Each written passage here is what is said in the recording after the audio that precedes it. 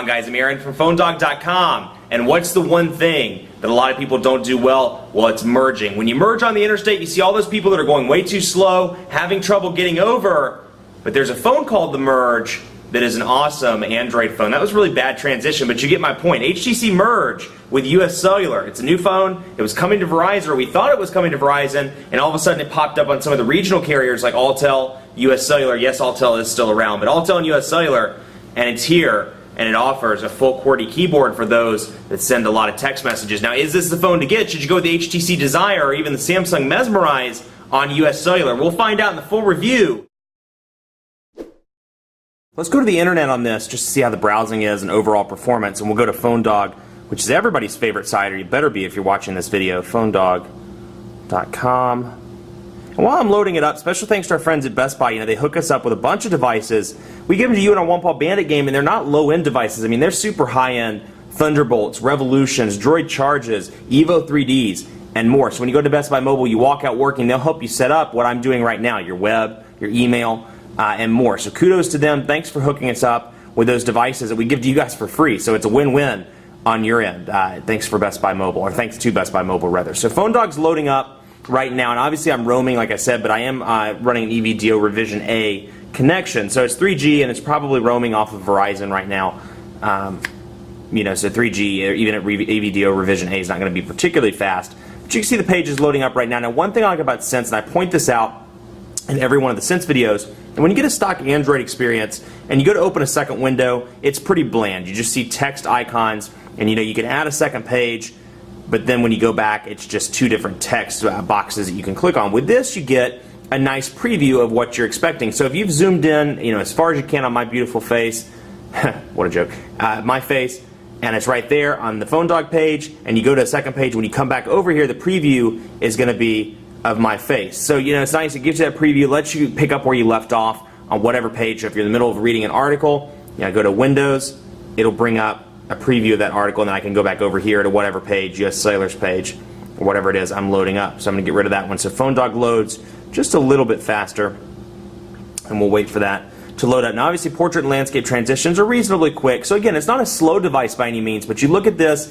in comparison to, you know, a dual-core 1 GHz processor, or 1.2 GHz, or heck, even something like the Infuse 4G, which has a single-core 1.2 GHz processor. It's just a little bit outdated in the processor department. So, you know, it's unfortunate that it's coming out like that. But again, for international capabilities and for keyboard capabilities, this thing is huge, and it's going to be huge for somebody that travels a lot that wants that physical QWERTY keyboard. So obviously the page is loading up right now, and you'll see what I mean when I go down here and I go over here and focus on these pictures, let's say, and I open up a second window. You can see how it focuses in, and I know right where I left off. So when I click on it, it brings it right back up. So here's the page overall, and it's not fully loaded yet, but you can see overall responsiveness, even while loading, is reasonably fast. Pinch to zoom reasonably fast, little to no lag there, and it's right on par with some of the other single-core 1 GHz, 1.2 GHz, like on the Infuse 4G.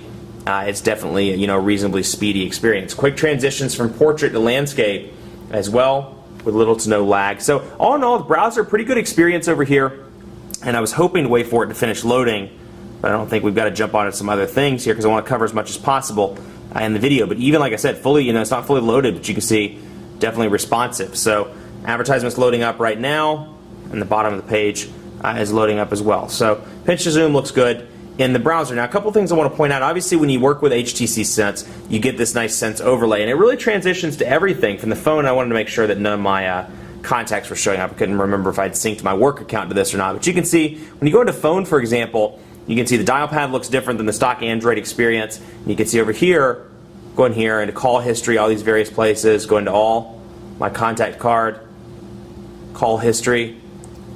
And then I go back here to the dial pad, and you can see how different it looks from a stock Android experience. So a little bit of a difference there. Also, you see it when you go into applications like People. I mean, it's a through and through carrier or manufacturer installed overlay, rather. It's not, you know, just on a basic level. I mean, it goes all the way down into contacts. I mean, Sense completely overtakes the Android experience, and they've done a really good job with Sense. But that's going to be a love-hate thing, because some people may want the stock Android experience, and you can see just in the contacts list here, it looks completely different. I wish I had my Nexus S in my office with me, or I'd show you, you know, some of the differences between stock Android and what you're seeing here with HTC Sense over Android 2.2. So again, here's contacts. You can add some cool stuff, add more information like birthdays, IM, postal address, events, and more. So you get a couple of different options in your contacts. And then just to jump into calendar real quick and show you what that looks like. And then again, that's a little shortcut, which I don't think I showed in part 1 of the video, but a pretty cool feature nonetheless. We'll go into here into calendar, and you can see what it looks like. And you can see because it's showing me, because we're on Thursday, it's showing me the weather right now in Charlotte, and I can scroll over to Friday as well. See the thunderstorm, surprise, no thunderstorms. And then all the way down for the next couple of days, I can see the weather on the bottom. Now I can switch that to a month view, an agenda view, a week view if I want to. Nothing on the agenda at the moment on this particular phone. And then here's the month view. So you can see huge, heavy Sense customizations all across the board with all of these different applications. But you can see a couple of different things I like about Sense. They bundle in some cool things like FriendStream. Now this is a big one for me. I like FriendStream. I'm not logged into any social networks right now, but I can synchronize. It's kind of an aggregation software tool where I can bring in Twitter, bring in Facebook, bring in MySpace, all into one convenient application that comes along with a pretty nifty widget that I'll show you. We'll remove that, and then we'll bring up the FriendStream widget. And let's find it. There it is, FriendStream HTC. And I can do one of two. I can either do the smaller one or the bigger one. I'll load that up. So now that when I get my social networks plugged in, PhoneDog_Aaron, Facebook.com/PhoneDogAB, all of those different ones, it'll show all of the updates right here in one easy-to-use widget. So that's pretty cool. It's nice to see, social integration. I mean, if you watch their advertisements, it's really all about you. They want you to customize the device and get it set up the way you like it with your social networking and more. So it's a nice addition. That's something that's been in Sense for some time. Let's load up Quadrant Standard to see what the score is in comparison to some of the other high-end Android devices on the market. So we'll see, overall call quality on this device. I've tested it, and obviously, like I said, I'm not in U.S. Cellular coverage area, so you can't really talk about U.S. Cellular network performance, but I've been really pleased with the overall call quality on this device. Receptions look decent. I can tell that the wireless radio is pretty decent in this device. The earpiece is nice and loud, which is a big one for me. I don't know if I'm deaf or going deaf or what's going on, but I like a loud earpiece because it makes it easier to hear a lot of my callers. Maybe my friends are soft-spoken.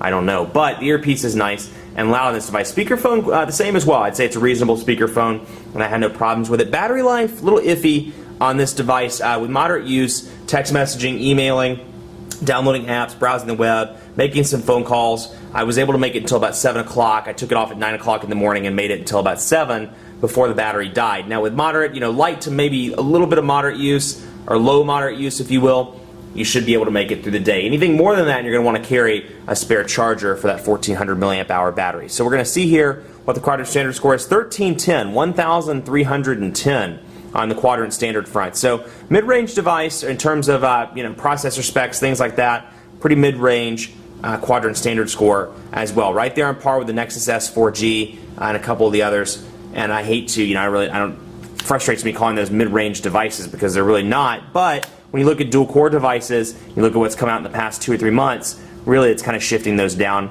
into the to the high mid-range tier as opposed to the high-end tier. So all in all, pretty reasonably fast device. And then we'll load up speed test just to see what Verizon's network speeds look like in this area. And I'm probably going to want to turn off Wi-Fi before I do that because that's going to be a little bit of a lie if I don't turn off Wi-Fi. There we go. Get it back on EVDO, and then we'll go into speed test, and we'll do a quick one here. And you'll notice little interesting things. I'm a sucker for pointing out these little things that most people don't care about, but I do. You can see, for example, no 3G icon. It's EVDO, so it actually shows EVDO as opposed to 3G, which is particularly interesting. You would think that they would want to, most of the world knows what 3G and 4G is, at least what marketing terms have told them. So you kind of expect them to show 3G as opposed to EVDO. Kind of interesting there. But you can see the network speeds are a little less than desirable over here. You're about 400 kilobits per second. So let's just say roughly 0.4 megabits per second. And then on the upload, actually a little bit more, about 0.5 megabits per second. And on the upload, not 67,500 like it's showing here. More like, let's say 100 megabits per second is going to be my guess. 100 megabits per second. You can see 4 bars of service right now, not full service by any means, but still reasonable. 31 kilobits. Maybe I'm running on Sprint at the moment because I know Sprint's been having some network issues at the moment, so it could be those data speeds look more indicative of Sprint than they do Verizon's EVDO Revision A, which usually gets about 1.3 megabits per second in this area. So all in all, don't take that, that's a grain of salt. Don't really associate that with US Cellular. It's a roaming agreement. We're not in US Cellular native coverage right now. But all in all, it's a pretty decent device. And it's less that it's the hot Android phone to get, but it's more the fact that I'm excited about US Cellular's lineup. They're getting a decent high-end, high mid-range to low high-end Android QWERTY. They have the Desire, they have the Mesmerize. They're really working on their Android lineup, and this is another nice addition to that. Is it the phone for you? Well, if you need a powerhouse phone, you really don't need the keyboard, you want something with a bigger display, no, it's not the phone for you. But if you're looking for something with global roaming capabilities, you're looking for something with a physical QWERTY keyboard, you're looking for a device that does pretty decently, not incredible in the battery department, but makes it, for the most part, through a day with light, moderate use, this is your device, the HTC Merge. Much more coverage to come on PhoneDog.com. The LG Genesis is here as well, so in the next couple of days, expect a dogfight between those two, between the Genesis and the HTC Merge. Now, we've also started the greatest tech giveaway ever at PhoneDog's Facebook page, so be sure to follow us at Facebook.com/PhoneDog. Head over there, check that like button, make sure you like us, and be sure to enter to win in our giveaway. Follow me on Twitter as well, PhoneDog_Aaron, and on Facebook at my fan page at Facebook.com/PhoneDogAB. Thanks for watching, as always. We'll see you next time.